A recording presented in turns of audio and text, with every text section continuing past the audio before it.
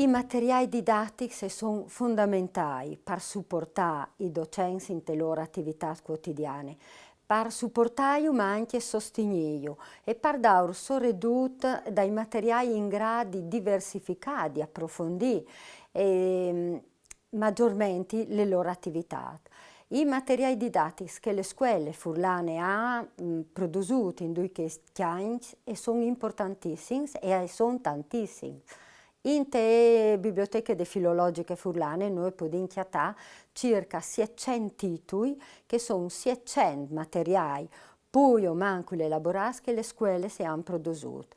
È importante anche considerare che i materiali didattici non sono nome i libri o i quaderni operativi, ma sono anche i giornali, e sono le tv, e sono le internet, e sono gli ebook, e sono tutte le dimensioni anche di comunicazione online.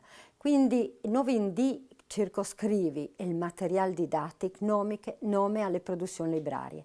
È importantissimo invece da l'occasione agli insegnanti per comunicare il loro materiale didattico, per confrontarsi sui materiali didattici che hanno prodotto. Perché nome così noi arriviamo a far circolare le produzioni che se no restano confinate all'interno delle biblioteche delle scuole.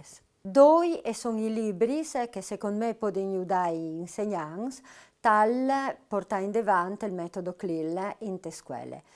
Questo riguarda l'uso del CLIL in le scuole dall'infanzia e questo invece è il CLIL in le scuole secondarie di secondo grado.